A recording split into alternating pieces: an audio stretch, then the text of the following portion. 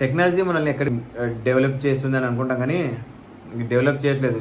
జనాలు చచ్చిపోతున్నారు ఈ టెక్నాలజీలో. ఎవడో వెళ్ళి లైవ్ ఈవెంట్ని కెమెరాలో వీడియో తీసి పెడతాడు. సో నేను కూడా పెట్టాలనే ఉద్దేశంతో 10 మంది ఎగేసుకుని గొర్రెల మీద వెళ్తాను.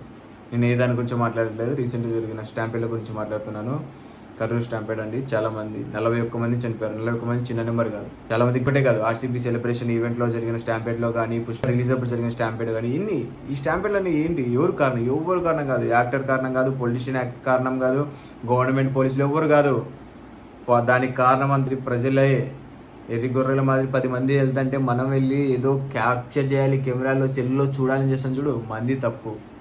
సో మనం ఒక అవేర్నెస్, ఒక క్లారిటీతో ఉండాలి. ఏం అవసరం, మనం వెళ్ళి ఏం చేయాలి? అందులో నీకు లైవ్లో వస్తుంది కదా, లైవ్లో వచ్చేదాని గురించి నువ్వు ఎందుకు వెళ్ళి మన ప్రాణాలు తీసుకోవడం? ప్రాణం అనేది అంత చిన్న విషయం కాదండి. ఒక ప్రాణం నువ్వు ఈ వయసుకు రావడానికి, ఇంత శక్తిగా ఇవ్వడానికి కారణం అమ్మ నాన్న.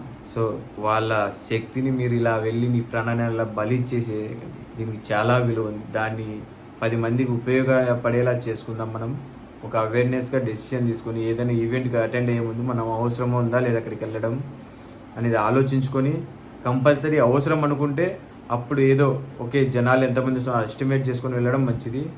మనం ప్రాణాలు కాపాడుకుందాం, 10 మంది ప్రాణాలు కాపాడుకుందాం. నమస్కారం.